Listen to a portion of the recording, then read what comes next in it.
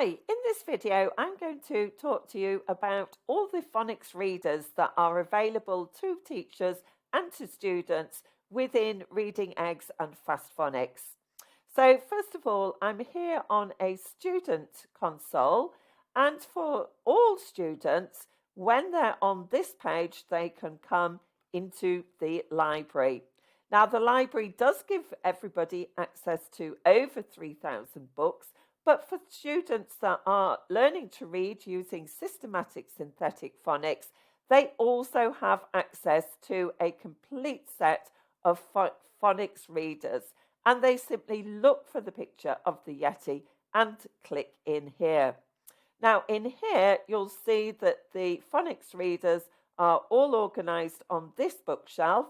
So the first books, the blue ones, are aligned to phase 2.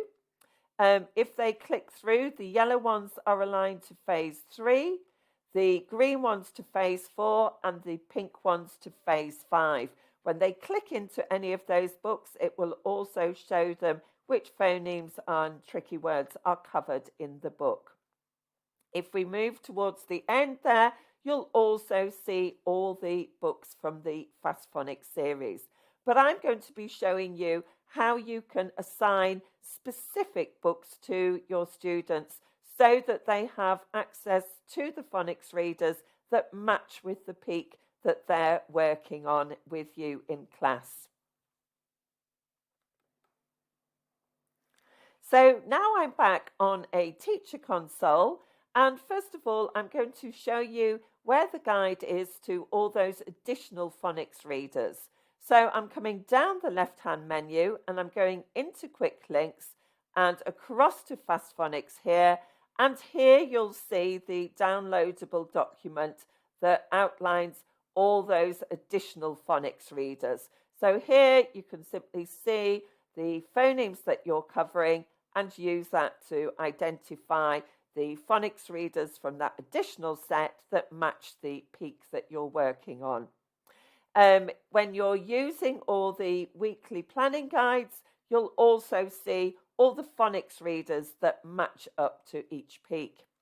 So once I know which book I want to assign, simply the library is part of Reading Express. So I go to Reading Express assignments here, and I'm going to create an assignment.